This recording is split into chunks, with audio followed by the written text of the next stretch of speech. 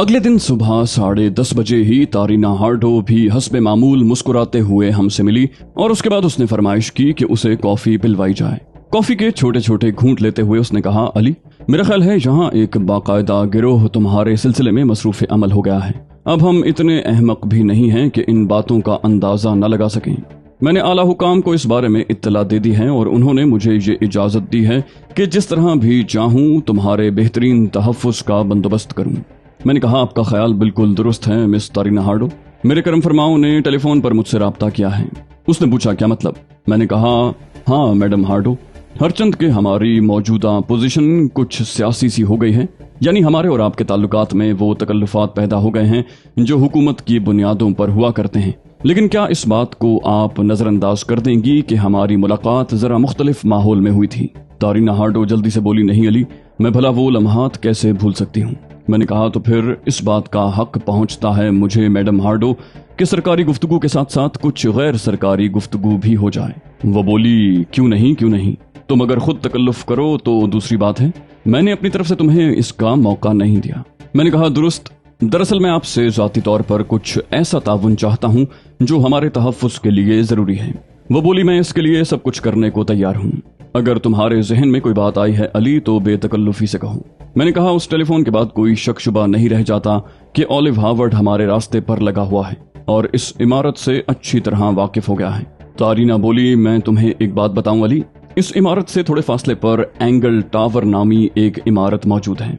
उसमें प्राइवेट दफातर हैं। जो लोग तुम्हारी निगरानी कर रहे हैं उन्होंने मुझे इत्तला दी है कि एंगल टावर के दरवाजे पर कुछ ऐसे लोगों को देखा गया है जो अजीब किस्म के साजो सामान से लैस वहां पहुंचे थे। उनकी कैफियत बज़ाहिर मशकूक नहीं थी, लेकिन मेरे आदमियों की बारीक बीन निगाहों ने इसका जायजा लिया है कि वो लोग किसी खास मकसद के तहत वहां पहुंचे हैं। एंगल टावर की किसी बुलंद जगह से उस इमारत को जिसमें तुम लोग मुकीम हो लेंस में फोकस किया जा सकता है और बेशुमार ऐसे तरीके इख्तियार किए जा सकते हैं जिनकी मदद से तुम्हें नुकसान पहुंचाया जा सके। चुनाचे मैं उस इमारत को जिसमें तुम्हारा कयाम है अब तुम्हारे लिए मशकूक समझती हूँ। तारीना हार्डो के इंकिशाफ ने हमें चंद लम्हात के लिए खामोश कर दिया। तहजीब के चेहरे पर भी तशवीश के आसार नजर आए। मैं भी सोचने लगा कि दर हकीकत ऐसी किसी इमारत से हमें बाआसानी निशाना बनाया जा सकता है। ओलिव हार्वर्ड यकीनन मामूली तैयारियों के साथ यहाँ न पहुंचा होगा। ये एक लम्हाए फिक्रिया था। अपनी जिंदगी से ज्यादा मुझे तहजीब की जिंदगी की फिक्र थी जिससे अब मेरी तमाम जिंदगी वाबस्ता थी। तारीना हार्डो हमारी सूरत देख रही थी और मैं ये सोच रहा था कि कौन सा ऐसा तरीक़ाकार हो जिससे ओलिव हार्वर्ड को धोखा दिया जा सके। ये दिलचस्पियां तो अब जिंदगी की साथी बन चुकी थीं और मैं उसी आंख मचोली में जिंदगी बसर करने का फैसला कर चुका था। चुनाचे मेरा जहन किसी ऐसी तरकीब की तलाश में था जिससे ओलिव हार्वर्ड को एक बार फिर एक अजीम धोखा दिया जा सके। तारीना हार्डो पुरख्याल निगाहों से मुझे देख रही थी। उसने कुछ कहने के लिए होंठ खोले ही थे कि मैंने कहा, बात किसी फिक्र या परेशानी की नहीं है मिस हार्डो। खुदा के फजल से मैं अपनी हिफाजत कर सकता हूँ, लेकिन आपके मुल्क में मैं एक नुमाइंदे की हैसियत रखता हूँ, एक मेहमान की हैसियत, और किसी मेहमान को जेब नहीं देता कि वो मेजबान के लिए परेशानियां खड़ी करे। इसलिए मैं कोई ऐसी। तारीना ने कहा, नहीं अली, तुम्हें ये सब कहने की जरूरत नहीं है। तुम्हारे बारे में कौन नहीं जानता। तुम एक इफरीती ताकत को फना कर सकते हो, तो फिर इन लोगों से निमटना तुम्हारे लिए कौन सा मुश्किल है। हम भी तुम्हारे लिए सब कुछ कर सकते हैं। मजाल है किसी की कि तुम्हें कोई नुकसान पहुंचाए। मैं तो बस ये चाहती थी कि। मैंने फौरन से कहा, मेरे जहन में एक तजवीज है तारीना। उसने पूछा, वो क्या? मैंने कहा, एंगल टावर से सिर्फ ये जायजा लिया जा रहा होगा कि हमारी यहाँ क्या मसरूफियात हैं। मुमकिन है टेलीस्कोप राइफलों की मदद से हमें यहाँ हलाक करने की कोशिश भी की जाए। हम इस इमारत में रहते हुए इस खतरे से अपना तहफ़्फ़ुज़ भी कर सकते हैं, लेकिन सवाल यह है कि इस इमारत में रहा ही क्यों जाए। तारीना बोली, मैं तो यही कह रही थी। मैंने दोबारा उसकी बात काट दी। कहा, हमें सरकारी तहफ़्फ़ुज़ में कहीं और मुंतकिल कर दो। लेकिन तारीना, हम काफी दिन सरकारी मेहमान रह चुके हैं, अब हमें कुछ अरसे यहाँ अपने तौर पर रहने की इजाजत दिलवा दो। वो बोली, तुम दोनों को यहाँ की शहरियत दी जा चुकी है। यहाँ तुम किसी दूसरे मुल्क के बाशिंदे की हैसियत से नहीं बल्कि यहाँ के रहने वालों की हैसियत से मुकीम हो। फिर किसी तरह की इजाजत क्या मानी रखती है। मेरी हुकूमत तुम्हें हर तरह की सहूलतें फराहम करने के लिए तैयार है। मैंने कहा, शुक्रिया तारीना, मुझे यहाँ कयाम के लिए कानूनी दस्तावेजात दरकार हैं और अब मैं उस इमारत से बाहर निकलना चाहता हूँ। मैं तुम्हारे वतन की सयाहत करूंगा, लेकिन सरकारी तौर पर नहीं, एक आम आदमी की हैसियत से। लिहाजा इस सिलसिले में इंतजामात कर दो। तारीना ने कहा, हर तरह हाजिर हूँ अली। और मैं उसकी आसान तरीन तरकीब उसे बताने लगा। तारीना ने मुस्कुराते हुए गर्दन हिला दी, बोली वाकई आसान नुस्खा है, बल्कि तुम्हारी इस तजवीज से एक और तरकीब मेरे जहन में आई है जो बहुत दिलचस्प है। मैंने पूछा वो क्या? बोली क्यों ना तुम्हें यहाँ से बैरूत रवाना कर दिया जाए। मैंने कहा बैरूत क्यों? बोली लेकिन बैरूत तुम नहीं जाओगे, बल्कि तुम्हारे और तहजीब के हम शक्ल जाएंगे, तुम यहीं रहोगे। इस तरह हम तुम्हारे दुश्मनों को बैरूत पार्सल कर देंगे। इस दौरान तुम अपने आइंदा प्रोग्रामों पर आजादी से सोच सकोगे। मैंने थोड़ी देर तक सोचा और फिर कहा आइडिया अच्छा है, लेकिन जिन लोगों को तुम हमारे मेकअप में बैरूत भेजोगी उनकी जिंदगी खतरे में पड़ जाएगी। वो बोली तारीना भी अहमक नहीं है अली, मैं ऐसे लोगों का इंतखाब करूंगी जो इसके मुस्तहिक होंगे। मसलन ऐसे कैदी जो इसराइली हैं, उनमें से 2-1 का इंतखाब कर लिया जाएगा, उन्हें जेल से फरार करवाया जाएगा, उनके मददगार उनका मेकअप करें और उन्हें बैरूत रवाना कर दें। उनके फरिश्तों को भी इल्म नहीं होगा कि उस मेकअप में उन पर क्या मुसीबत नाजिल होने वाली है। अगर वो हार्डो का शिकार हो जाएं तो उनकी तकदीर, और अगर बच निकल जाएं तो भी उनकी तकदीर। अगर हार्वर्ड उन्हें गिरफ्तार कर लेता है तो उसका जी खुश हो जाएगा और इस दौरान तुम्हें अपने बारे में फैसला करने का मौका मिल जाएगा। मैं तारीना को ओलिव हार्वर्ड के बारे में तफसीलात बता चुका था। तहजीब ने दिलचस्पी से गर्दन हिलाते हुए कहा उम्दा प्लान है अली, मुझे बेहद पसंद आया। मैंने कहा आपको काफी मेहनत करनी पड़ेगी तारीना। वो बोली तुमने भी तो हमारे लिए काफी मेहनत की है अली। बहरहाल मैं तुम्हारे प्रोग्राम पर अमल कर लूं। हाँ ये बताओ तुम कहाँ रहना पसंद करोगे? मैं तुम्हारी पसंद के मुताबिक तुम्हारे लिए किसी प्राइवेट रिहाइश गाह का बंदोबस्त भी कर सकती हूँ, और अगर किसी होटल में चाहो तो। मैंने कहा होटल ही बेहतर रहेगा। प्राइवेट रिहाइश गाह में बिला वजह दूसरों से राब्ता रखना पड़ता है, बल्कि मेरे ख्याल में तो मैडम आपको इस सिलसिले में तकलीफ करने की जरूरत नहीं है। जरा हम भी तो बाहर की दुनिया देखें कैसी है। मैंने कहा और तारीना हार्डो मुस्कुराने लगी। बोली मैं वादा करती हूँ कि तुम्हारी तफरीहात में मज़ाहिम नहीं होंगी, लेकिन यहाँ जिस चीज की जरूरत हो तुम मुझे उससे आगाह करते रहोगे। अगर कोई तकल्लुफ किया गया तो मैं ये समझूंगी कि तुम्हें हमारे खुलूस पर भरोसा नहीं। मैंने कहा असल मसला अखराजात का है मैडम तारीना। जाहिर है हम गरीबुल वतन लोग करेंसी नहीं रखते। वो बोली तुमने शायद अपनी ख्वाबगाह में रखी तिजोरी का जायजा नहीं लिया, उसमें तुम्हारे लिए बहुत कुछ रख दिया गया है। वैसे मैं तुम्हारा अकाउंट किस नाम से खोल दूं ताकि तुम्हें किसी जगह कोई दिक्कत ना हो? मैंने कहा ये रकम बतौर कर्ज होगी, किसी भी जगह से आपको रवाना की जा सकती है। वो बोली ठीक है भाई, जैसा तुम मुनासिब समझो। मैं तुमसे किसी भी सिलसिले में बहस नहीं करूंगी। अगर तुम हमारी किसी कोशिश को अपने ऊपर एहसान समझो तो जब दिल चाहे ये एहसान उतार देना, हम एतराज नहीं करेंगे। हालांकि ये एक मजे का खेज बात है। तुम अगर चाहते तो न जाने क्या कुछ हासिल कर सकते थे।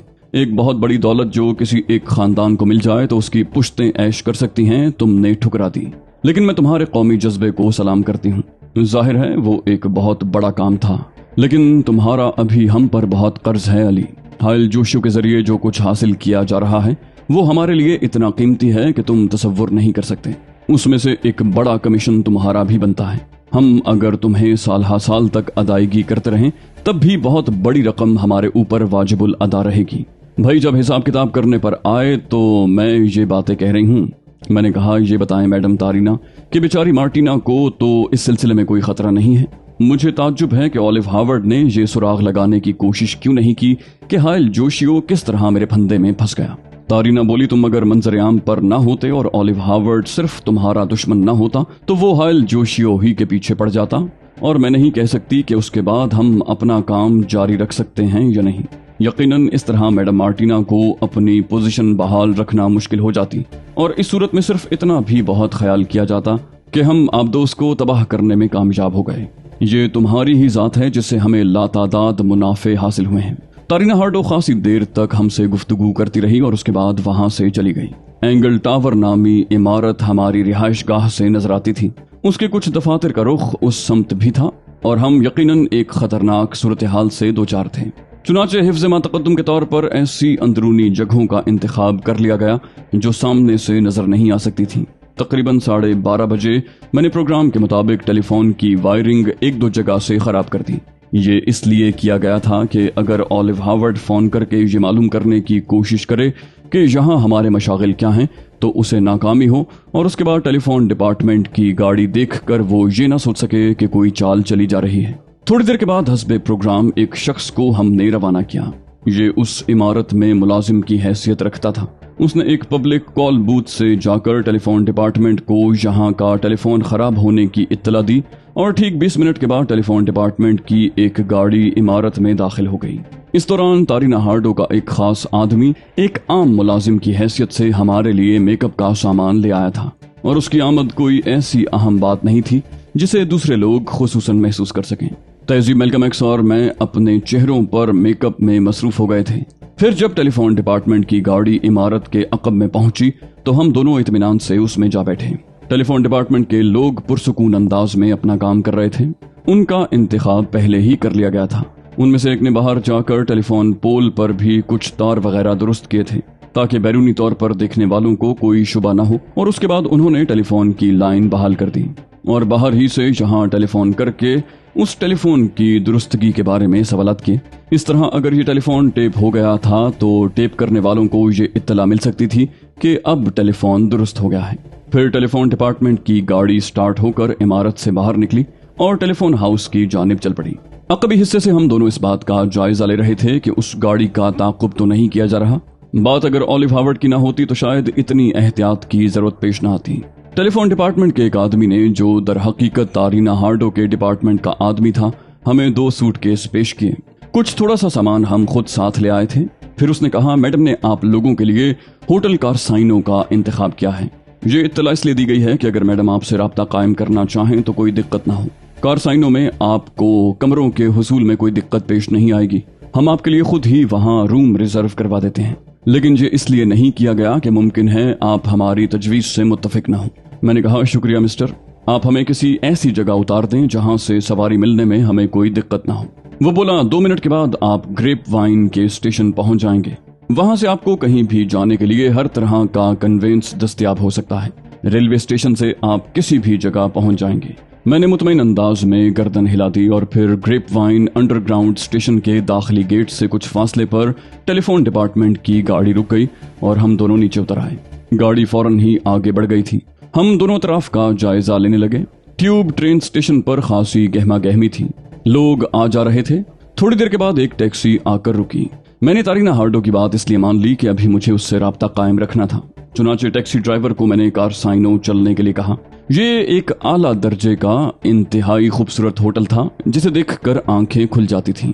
اس کی 5ویں منزل پر ہمیں ڈبل روم حاصل کرنے میں کوئی دقت پیش نہیں آئی۔ پورٹر ہمارا سامان کمرے میں چھوڑ کر واپس چلا گیا تو تہذیب، میلکم ایکس نے کمرے کی بغلی کھڑکی کھول کر باہر کا منظر دیکھا اور مجھے متوجہ کر کے بولی، علی ذرا ادھر آؤ، یہاں سے منظر کتنا خوبصورت لگتا ہے۔ میں اس کے قریب جا کھڑا ہوا۔ اوپر نیچے کئی سڑکیں نظر آ رہی تھیں جن پر دوڑتی ہوئی گاڑیاں آنکھوں کو بہت بھلی معلوم ہوتی تھیں۔ لاتعداد بلڈنگز تحت نظر بکھری ہوئی تھیں۔ ایک عمارت میں سوئمنگ پول بھی نظر آتا تھا، شاید وہ کسی کلب کی عمارت تھی۔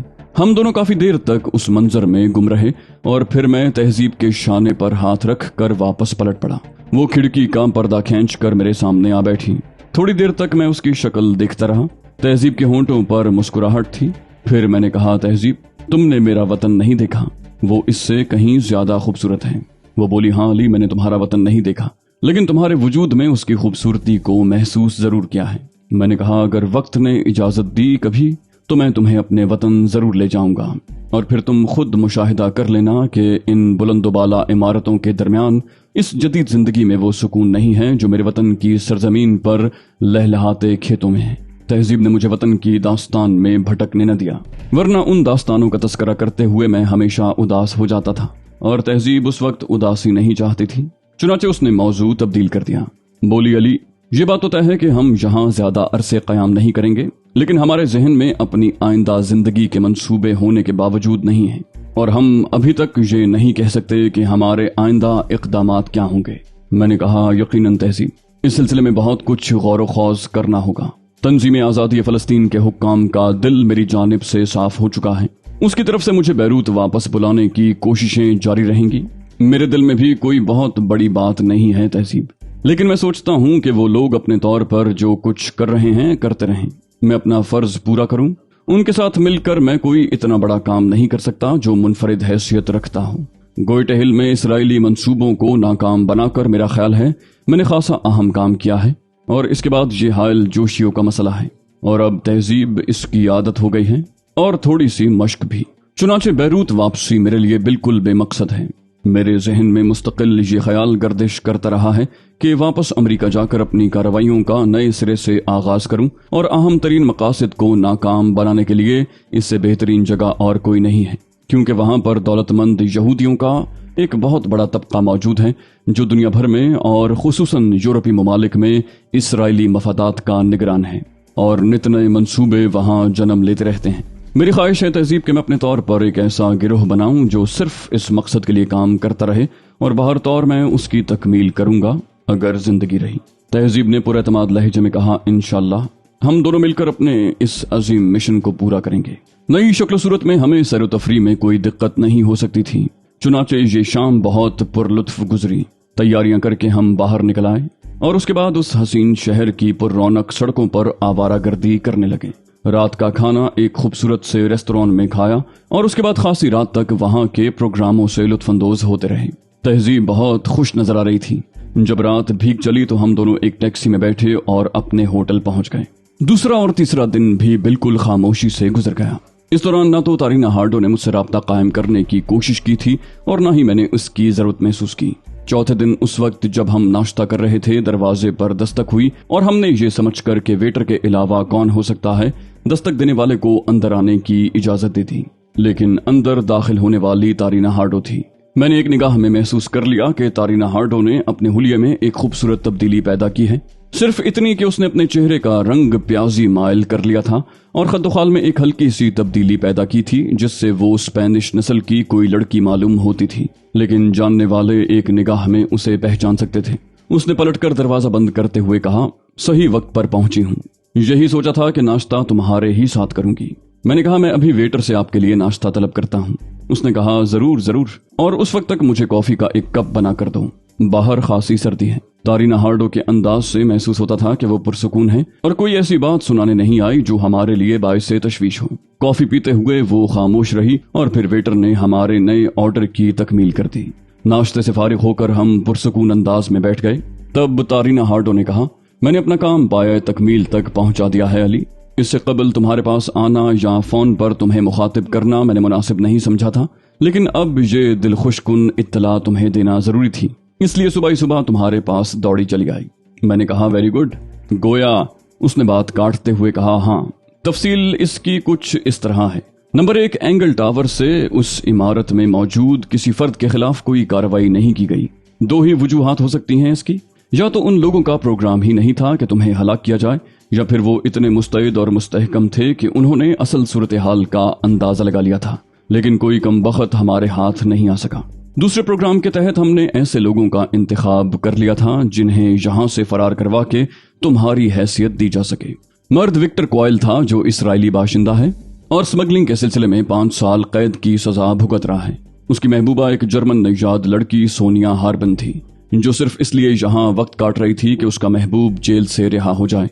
हमारा एक साथी एजेंट उस लड़की से मिला और माकूल मुआवजे के तहत उसने उसे पेशकश की कि अगर वो चाहे तो उसके महबूब को जेल से रिहा करवा के यहाँ से निकालने में मदद दी जा सकती है। लड़की तैयार हो गई और उसने हमारे एजेंट से दरखास्त की कि जिस कदर जल्द मुमकिन हो सके ये कार्रवाई कर ली जाए। हमारे एजेंट ने उसके सामने एक तजवीज रख दी और कहा कि उसकी निगाह में 2 ऐसे अफराद हैं जो चंद रोज के अंदर अंदर बैरूत जाना चाहते हैं। वो उन्हीं के कागजात पर उन्हें यहाँ से बैरूत भेज सकता है। फिलहाल इसके अलावा और कोई जरिया नहीं है। बैरूत पहुंचने के बाद वो जहां दिल चाहे जा सकते हैं। लड़की तैयार हो गई थी और फिर एक खास तरीक़े कार के तहत उस नौजवान को जेल से रिहा कराया गया जिससे कोई शक व शुबा बाकी न रहे।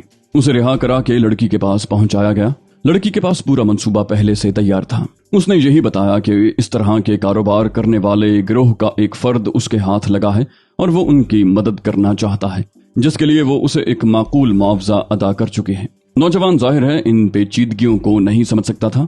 चुनाचे दोनों तैयार हो गए और हमने अली उनके चेहरों पर तुम्हारा और तहजीब का मेकअप करवा दिया। उसके बाद एजेंट के लिए कागजात तैयार कराना कौन सा मुश्किल काम था। इन कागजात की तैयारी के सिलसिले में हल्की सी तशहीर जारी रखी गई ताकि जरूरतमंद लोग इस तरफ मुतवज्जे हो जाएं। और फिर जब हमने ये महसूस कर लिया कि हमारे मतलब के चंद अफराद उन दोनों को अपनी निगाहों के दायरे में ले चुके हैं, तो हमने उनका प्रोग्राम कुछ मखसूस कानों तक पहुंचा दिया जिनके जरिए यकीनन मिस्टर हार्वर्ड तक उनके बैरूत रवाना होने की इत्तला पहुंच गई होगी। और अभी इसी फ्लाइट से चंद अफराद बैरूत गए हैं, जिससे उन दोनों को रवाना किया गया है। समझ गए होगे, लाइन साफ कर दी गई है। मैंने तहसीन आमेज निगाहों से तारीना हार्डो को देखा और फिर ममनून लहजे में कहा, मैडम हार्डो, आपने हमारे लिए जो कुछ किया है उसके लिए हम आपके शुक्रगुजार हैं। वो बोली, बस अली, मैं चाहती हूँ कि तुम यहाँ मुकम्मल एतमाद के साथ वक्त गुजारो। हम हर तरह से तुम्हारी खिदमत के लिए हाजिर हैं। मैं इस वक्त सिर्फ यही इत्तला देने आई थी। नाश्ता कर चुकी हूँ, अब मुझे इजाजत दो। फिलहाल बहुत ज्यादा मोहतात रहने की जरूरत नहीं है। तुम अगर चाहो तो इस शहर के अलावा दूसरे इलाकों की सैर भी कर सकते हो। वैसे मुझे इत्तला मिलती रही है कि तुम लोग बहुत पुरसुकून वक्त गुजार रहे हो।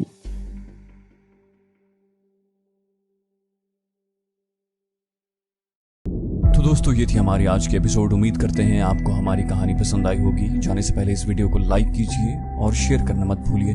कमेंट करके हमें बताइए कि आपको हमारी वीडियो कैसी लगी। और अगर अभी तक आपने इस चैनल को सब्सक्राइब नहीं किया तो इसे सब्सक्राइब कीजिए और बेल आइकन दबाकर ऑल नोटिफिकेशंस ऑन कर लीजिए।